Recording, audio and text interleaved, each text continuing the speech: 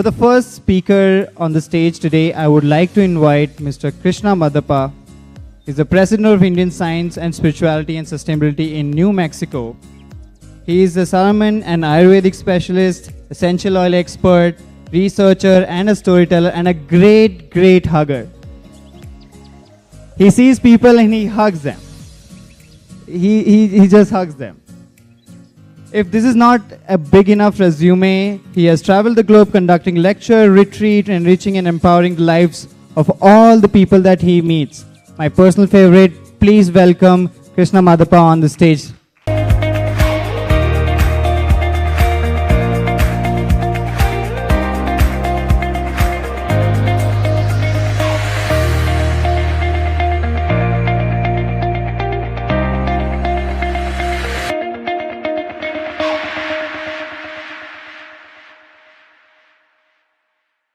Namaskar, good morning, Shalom.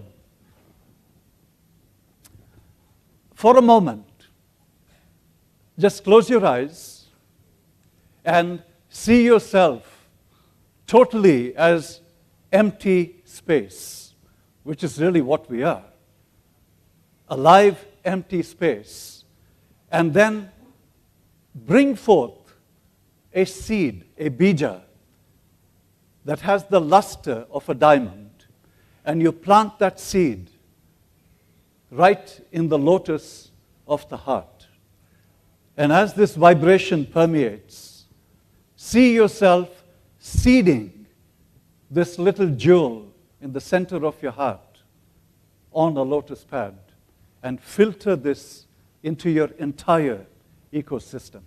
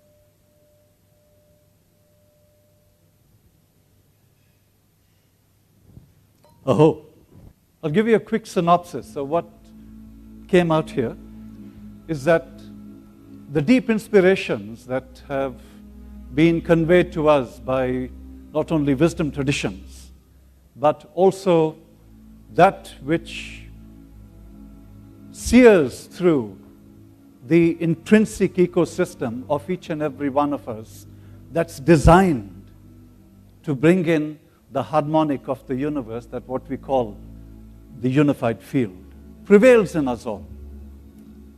So over the last, I would say, about 25, 30 years of continued investigations, living predominantly in the US and coming back and forth to the land of my birth during this time period, and being immersed with researchers, explorers, from various academies of sciences, from St. Petersburg, Moscow, universities in the US, and exploring non-linearity in science, which is what we are going to address over here, and bring forth aspects that we literally take for granted, but which is also the most abundant aspect of the universe that passes through each and every one of us, that we oftentimes do not recognize.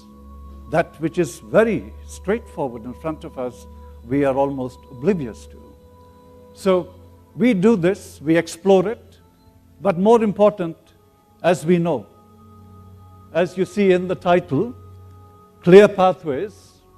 Let's see here, is this on? There. Clear pathways from the inside out. So let's go to the second, please. So this is a a very powerful but yet also wonderful analogy. Lao Tzu, as we know, to see things in the seed, that is true genius. So it's a story about three brothers. All three of them were doctors. And a notable person asked the youngest brother, which is the surgeon, "Who among you three is the greatest?" So the young surgeon said, "Well, everyone comes to me when the diseases are in full bloom, so I chop it up and toss it away, but I'm the worst of all." The second one, who is a physician, he said, "Oh, my next brother, he treats it when the disease is with meds. Well, he's not any better, but that's what he does. But my eldest brother, he gets the big perspective, he sees it, and then goes right to the seed and awakens that process," which I think is the core of what these two wonderful beings, dear Sharath and his other dear colleague, have intended to bring together, which is essentially creating new thought. And unless we really begin to see things in a very expansive dimension, we will never realize that within ourselves. Next. So we come to why. Why do we look at what is the most abundant substance on the planet? Well, in various languages, here are water, vada, nero, pani, jal, agua, aqua. So Albert St. Georgi was a Nobel laureate, a Hungarian biophysicist, who said, "Water is life's matter and matrix, mother and medium. There is no life without water." But he also went on to say that if we are to understand the nature of life, we need to observe the electron configurations inside of complex molecular structures. This is known to our great rishis. We are now touching this sphere in science, which we will go into. Next. So, as we see our universe is governed by three factors predominantly. And isn't all energy, frequency, and vibration? This is what folks like Nikola Tesla saw very, very clearly, very precisely, and Einstein followed. So, among some of the leading pioneers in this field was a wonderful scientist, Fritz Albert Popp, at the Academy of Biophysics in Neuss, Germany, who did work to understand about how do cells communicate. How do cells communicate? Not just human cells, but all cells in nature, in life. They emit weak photon emissions in a body of water.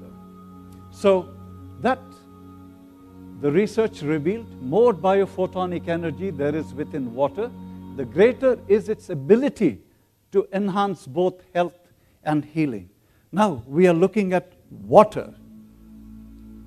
We all know from our deep traditions, we go to it, whether it's a church, a synagogue, a mosque, temple, what do we get? A tirtha, no? That tirtha is imprinted with harmonics, imprinted with intention. So when we take a little drop of tirtha and we drink it, what's cascading through us beyond thought? It is how this can go in and begin to regenerate what we would call the human energy field or the human ecosystem. We'll get more into depth because here you see, these are examples of, that's what we work with. This is our technology. We look at a water droplet, and that water droplet, when it is either provided with an intention or provided with a certain process, it enhances its qualitative nature. So not only does the level of photons, which is light, that exists in all of us, when the light is depleted, the capacity for regeneration is also limited. So these are just examples. So water acts as a fuel to all living cells. So it enhances its vitality. So this is where we begin our explorations. Water has been a very critical subject in our research for the last little over 20 years, closely tied in with, these are colleagues of mine. One is at the Academies of Science in Moscow, Vladimir Vyakov, Konstantin Korotkov, and so we look at water as a living and conscious being. And that water as a living and conscious being, this image, by the way, is the image of Kaveri Tirtha. Kaveri Tirtha, a week after it has sprouted. My historical ancestry is from Coog. So going right to the top of Talakaveri and observing the water, and that's the droplet of the water. You look at the information that is cycling out. Recently, I had gone to Sri Kalahasti, and forget the aspect of powerful place, but the Tirtha there was with Karpura, camphor. I just took a drop of that when it was passed on. And this entire system felt like that droplet of water, charged, but not out of control. You are totally present. And that is what we are going to go and explore a little deeper in some of our research that we've done, some of it privately funded over the last 2 decades. Next, please. So, what do we see? There are pioneers who have already done massive amounts of exploratory work going back to the 1960s. Cleve Baxter, he had a lab in New York City, and he was very strongly hired by the CIA at that particular time for truth serum tests. But so he had a couple of plants that we all keep domestically inside a building. So one day he said, wait a minute, maybe I should find out if plants have any feelings, plants have any emotions. So he put a GSR, a galvanic skin response electrode, to the leaf out there, and he ran the chart. But he didn't have a match. And he told the plant, I'm going to burn you. So he goes to his office assistant to go and get a match and come back so that he could ignite the leaf. So when he came back, he sees massive amount of spiking that's taken place. And he wondered, whoa, what's that about? Did this plant recognize it? Because that's what the galvanic skin response showed. So now he said, all right, fine. What if I feign the doing without making it happen? So he said, okay, I'm going to burn you. It went flatlined. So the power of discernment. You see, again, we come to the power of intention and how all ecosystems have that innate intellect, that innate intelligence to gravitate to what is clear. Then, of course, we look at ecosystems, we look at trees, and I could go into topics of this that really defines the fundamental laws of how each and every one of us, all humanity, can be living optimally. Next. So, this is a painting that goes back to the Renaissance period. And the reason why I brought this has to do with water. This was a painting at the Hermitage in St. Petersburg, Russia, where you see, here is a lady pouring water, and that's the Christ child. And there is, but you look at the way the water is poured. Here is a human, and he is completely configured in what? A spiraling. How does water flow? You look at nature, forms of nature. Water passing through a sink. Does it just go down? No, it spirals. It depends on which part of the equator you're in, whether it's a clockwise or a counterclockwise spiral. But these are, again, When we pay attention to a breath, the Ida and the Pingala nadis, how does it travel through? It also travels as a spiral. Again, it's cohering towards nature. The closer we are to nature, the closer we are to source. So, water as a carrier of voluminous information, we call it biodynamic water, and its optimal expression and power. Some of the more common names, we call it coherent water, informed water. So, what have we found through our expansive research with our colleagues around the planet over the last 20 years? Water can receive information, store information. Water, we use the term, it has memory. Water responds to human intentions. Water responds to human consciousness. Water can be carried and a carrier of collective consciousness. Little examples of this were done, huge examples actually, going back to the late 60s, early 70s in the US with a group of wonderful Stanford and Temple University physicists. And experiments were done in Washington, D.C. back in the early 90s using TM, Transcendental Meditation, just sitting still in the building, transmitting across to the entire city, which was considered to be the crime capital of the world. And there, over a 2-month period, in the middle of the summer, these experiments were conducted. You had the conflict resolution department, we had the police department, they thought this was a bunch of, it's not going to flip, somebody sitting, a group of people sitting like all of us, and we sit and we transmit for the well-being of all the community. Right? And this was localized to Washington, D.C. At the end of 2 months, all the data came in. The level of, I won't call it crime, rather, I will call it the level of incoherence. Coherence and incoherence. What does incoherence cause? Great deal of angst in life. So the level of incoherence dropped by about 27%. These findings were then published at the Yale Journal of Conflict Resolution, and it was an appeal by the editors to go and have more research scholars conduct such experiments. So, summarizing this collective consciousness, if 10 people came together with a unified intention, the effect would be the square of the number. So if 100 people came together, it would influence a population of 10,000 people. If 8,000 meditators with a coherent intention came together, it would shift the consciousness of humankind. That is in the body of water, because we are all predominantly water.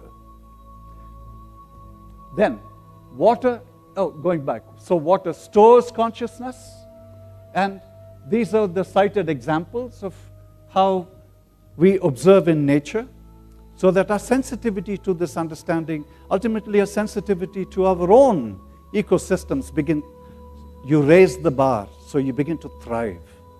Next. So this is one of our colleagues at the University of Washington, he is a professor of biology, the tenured professor, but he began to see things in his lab that led him to writing about the fourth phase of water, beyond solid, beyond liquid, beyond vapor. And this opened up an entire gateway, because what he really brought forth, he integrated physics, chemistry, and biology. And that's a no-no, because now you've got to rewrite all the books. And you can't do that, can you? However, he pushed the pedal, and because he was a tenured professor, he still lives there, but his lab has been shrunken.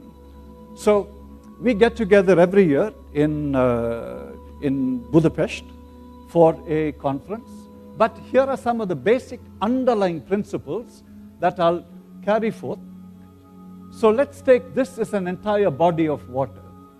And let's take each and every one of us, right? Or you can take a glass of water. And that's this. So this most of the body of water, and what we are looking at here are electrons. So this body of water is usually scattered. You don't have, it's not very coherent, because most of the water that Bisleri water, etc., all these bottled waters are dead waters. There's no life force in them. And what are we living for if we do not take in qualitative energy? Right? So, when this bulk water is energized, which is why we call easy water, when that gets potentized, it creates what we call a high density of electron bonds right there. And it's a very, very thin surface, like maybe about 10 to 14 microns in thickness. So what does it do? It sends out these long chain bonds that are very coherent. And what does higher energy systems do? It gathers lower energy systems. This is fundamental laws of nature again. So that's exactly what takes place. These high, dense, lifeless systems begin to get attracted because we are electromagnetic fields. And ultimately, what happens to this huge body of water? It all becomes energized. So it's biodynamically enhanced. So the same principle applies to the cell. So this is the extracellular area, and that's the intracellular area.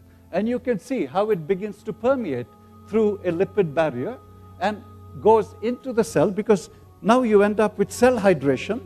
And when you get cell hydration, the level of light inside the cell increases.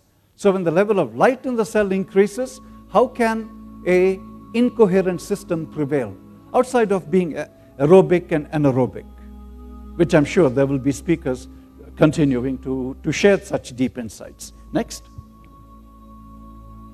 So again, now I'm just tossed in a couple of research. There's a lot of research that's been done in this area. So again, it shows that water itself can be an active constituent in cell biology, as are the many cellular molecules, because we are looking at antioxidant effects.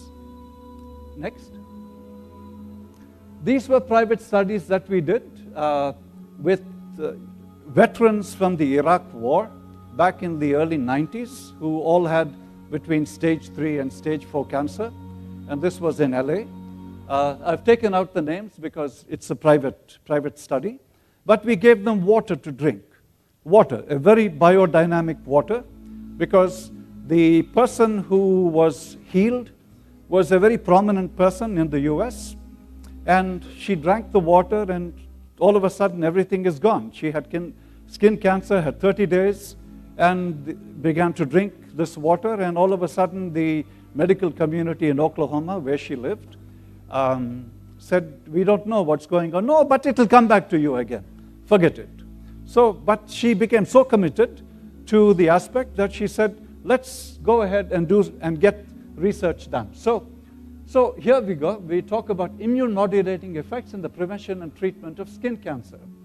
And we see what has really occurred is that the level, which is, we compared it with distilled water, so we can see in one titration levels, the energetics have increased. Next one. So now we come to looking at an actual, and this is a video. We can play the video.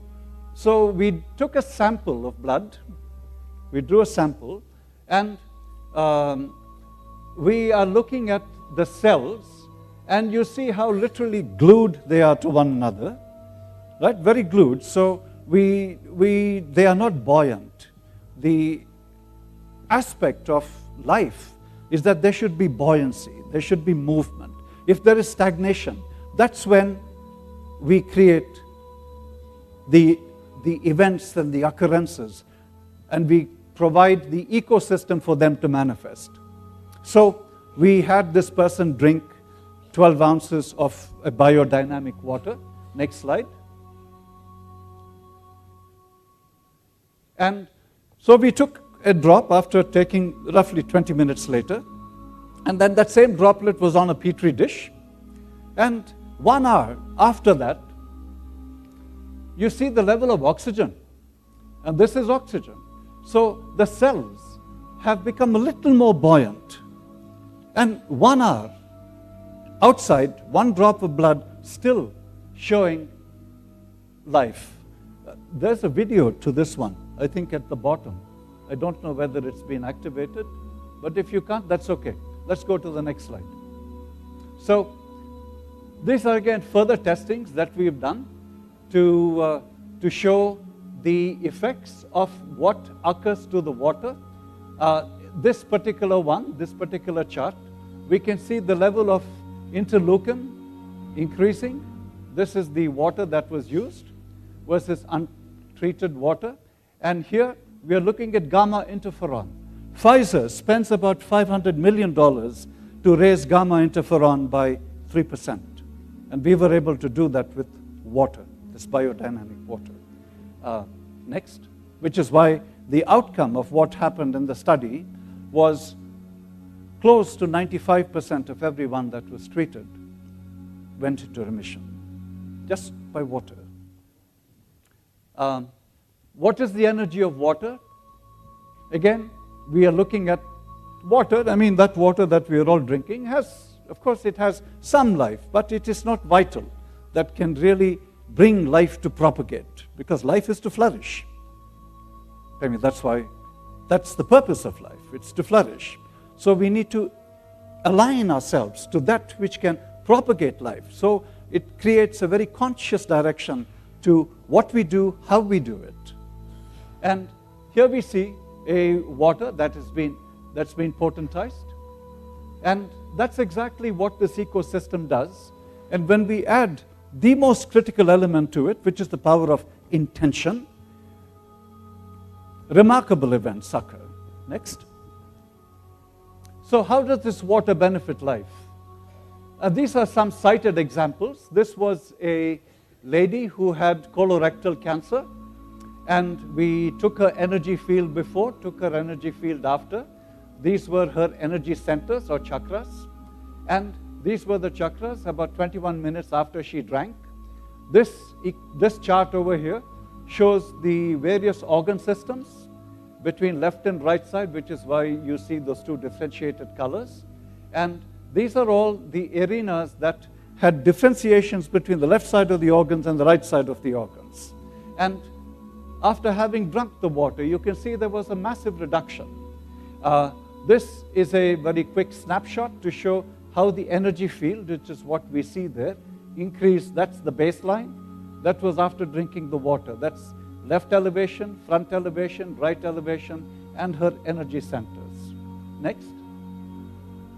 So now we are looking at some deeper understanding that can we define what a highly elevated person is to a person who is having some clinical deficiencies. So these are colleagues of mine, and James Kowal is one of the founders of the Six Sigma principles that evolved in the US. Deshpande is the emeritus professor of chemical engineering at the University of Kentucky. And we've known each other, and I assist him with a lot of our scientific investigations. So one of our approaches was, can we see what a yogi is, no matter what time of the day?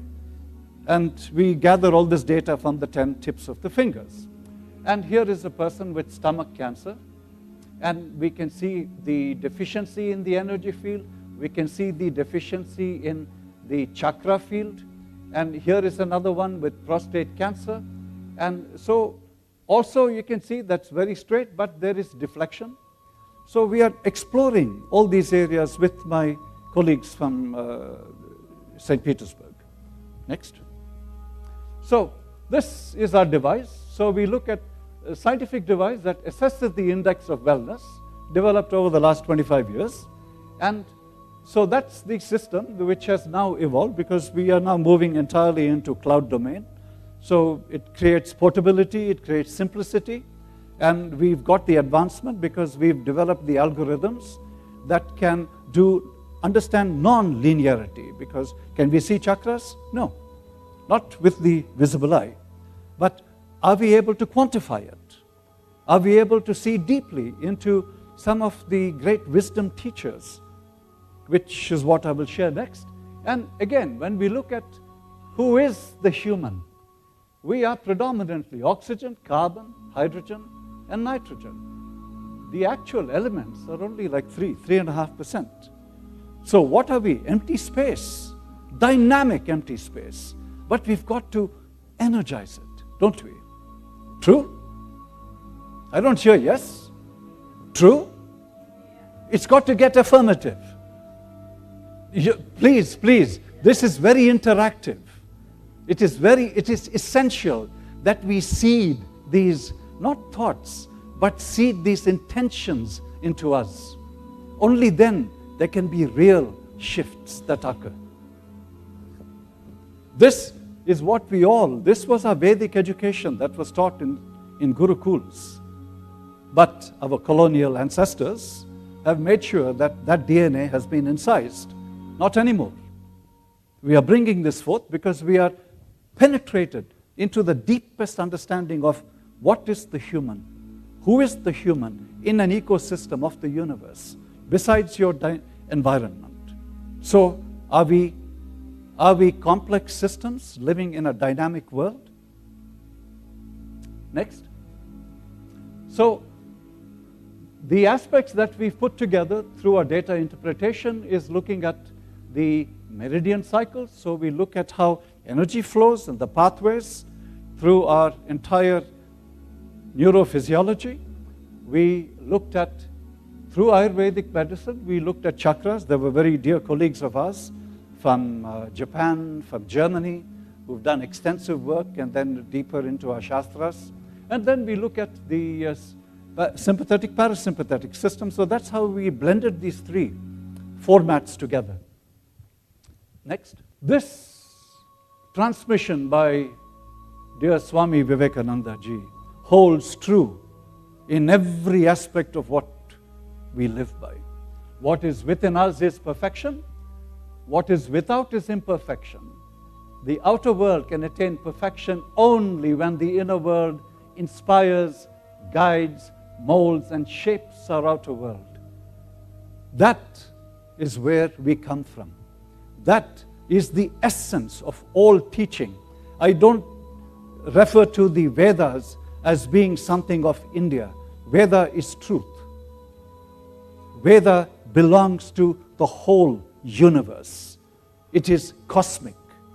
That has been the transmission. Nobody had PhDs. Did any Rishi need a PhD? Of course not. We have limited ourselves because the deeper we go into education, the narrower our bandwidth becomes, unless we create an expansiveness, which is where true science and true research evolves. Next. So, we look at symbols as life, as metaphors to life. We've all known about the image of the lotus and the image of the lotus in its correlation to the chakras. It can live in the murkiest of waters, absolute murky waters. But is it compromised at all? Feedback, please. Is it compromised? Absolutely not. In each and every one of us resides that. True? Affirmative, isn't it? That's the intention when we keep in front of us, present. It is an affirmation. Affirmations are powerful. Affirmations, the thoughts we think is the world we create. And that's exactly what we end up feeding. We end up having to go through navigational cycles of life that open domains inside of us.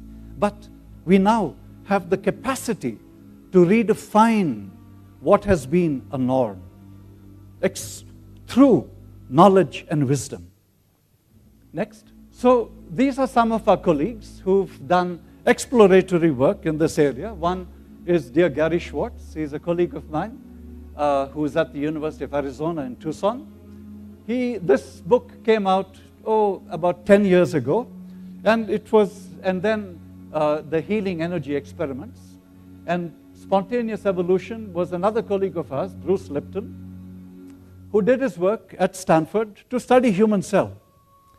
So between these two guys, they've done human work, Gary runs a lab at UFA in Tucson called the Laboratory for Advanced Consciousness Research. And Lipton published his first book called The Biology of Belief, and essentially saying that by looking at the behavior of the cells, the human cell, these were his postulates. He said, the body is not a structure, it is a process in consciousness. 2, we can rewrite our genes. We can rewrite our DNA. Now, is this something that we are taught? Absolutely not. So, the word epigenetics, how many of you have heard the term epigenetics? Epigenetics evolved because of Lipton's work, but he was not given credit because no publisher wanted to publish his work. You know why? We don't need to go into that. But that's the take home. The body is, again, empty space. We can feed it information. We can instill this information into us. And hence, we can begin to redefine its characteristics. It takes fortitude, which is why the power of meditation, the power of emptying oneself completely. Okay, and all these guys are widely available through Google. They have books. Next, please. So a couple of years ago, I met this very unique, wonderful being who, about 20 years ago, was diagnosed with cancer that spread across his entire body. He was an officer in the Air Force, lives in Delhi, and he was given up and said, that's it, that's the end. Till a friend of his comes and walks into the hospital and said, hey, Chandrasekhar bhai, Bhagwan aapke ghar mein kahan hai? Where is God in your life? He didn't have very high attitude to life, so he tossed and turned that night. And he couldn't sleep because of that one sentence. And his friend walked away. That's all he said to him. That night, this was Chandrasekhar ji telling me, because he sought research, which is how we connected. A light flashed to him, like a beam of white light. And he didn't sleep the rest of the night. When he gets up in the morning, he's happy, he's bubbly. The nurses are coming, doing what they're doing, and he's happy as ever. 2 months later, he walks out. Then, because of all the chemo that he had, he got cirrhosis of the liver. And now the medical community told him, no need to pack your bags, you got a one-way ticket. Well, he connected. That strike of the white light that came to him, he connected directly to the Supreme Creator, and he said, you know this field because it all resides in your domain. Utilize me to be a transmitter that can be passed on to the rest of the nation and to the rest of the world. So guide me with your science of light. And he was divined as science of light. So when we got together at a conference, I was at his place, and he said, let us measure the power of intention. Let us measure the power of intention. So we developed all kinds of gadgets. We are very gadget-driven guys. So we developed an electrode, which is in a glass of water, and that is connected to a sensor where we can now look at its energy. Energy is a measurement in joules. So it's very precise. So we see that now this is the baseline of the water, and the moment he kicks in and sets his intention, you see the spike that occurred to the water. This is drinking water, by the way, in a big plastic bottle. And continues. Then his telephone rings. And for that split moment, his attention was diffused. What occurred? A slight dip. And then he recalibrated himself. There he goes.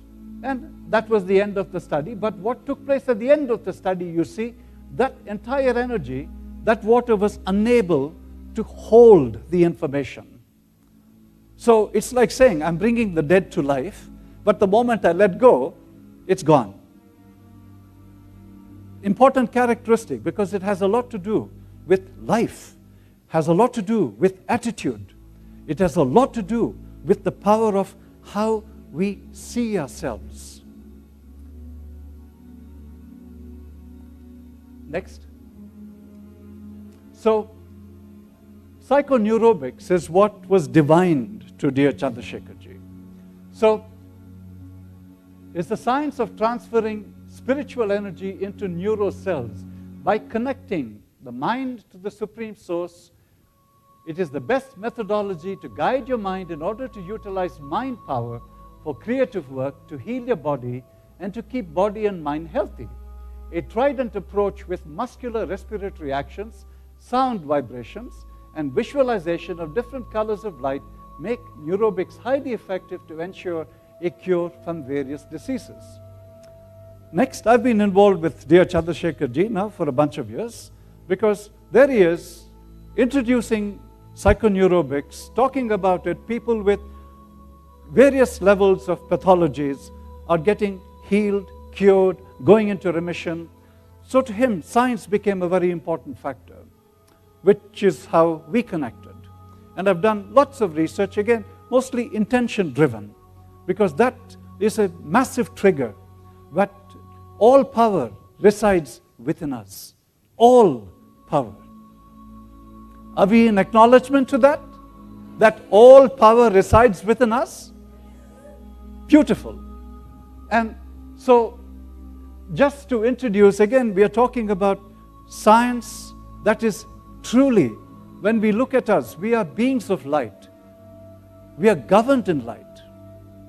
We speak, every thought is a particle of light, because we can measure how a thought influences an energy field. Next. So the way dear Chandrasekharji has designed this is by really creating a very integrative approach. And this integrative approach is, there are those who you do require a certain amount of chemicals inside of you for what has been done as a shock load, but also at the same time, blend that with a holistic, back to the, what did I do? Next. Yeah, but you integrate that with holism, which has been the gift that has been passed on to our civilization. And now is even further a revival of it.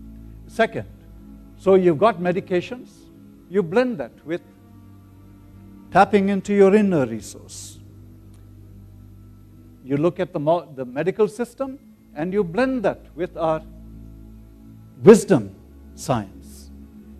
We blend Western science with what we have through domains that we all are very, very familiar with, or we will get even more familiar with. Next.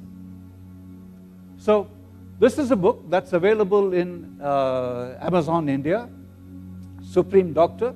It's Chandrasekharji wrote it. Again, it's now the Apollo group of hospitals have opened up a center in every one of their facilities to utilize the psychoneurobics. And the Times of India wanted to take on the publication of the book. Please get it. It is rich, very, very rich in content and very easy to read. So, what's the core of this? Creating the right vibration in body with a blend of the three technologies together. Next. And the three technologies are what he calls in Hindi, Ras, Rang, and Nad. Ras is vibration. It's dance of life. Rang is color. Nad is the great harmonic. So when we blend all this together in us, there is joy, no? Just like what Krishna did with his flute in Vrindavan. So similarly, that's a dance of life. And do we have all the answers? Yes, we've been given all the answers. It is now the application part of it. That's our true calling. So, next. So here we are.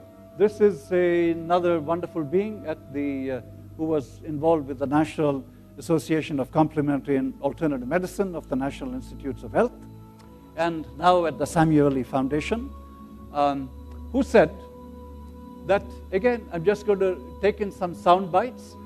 What is all this related to spiritual, environmental, social, and familial? That's a very deep topic right there that we can address. However, where do we come to? Self-care, yoga, meditation, health, behaviors for the next generation. That, I think, is the principle of those who have initiated to bring this conference together. Next. And with that, I give great thanks and gratitude to all of us here, to the founders, and to our way forward. Namaskar.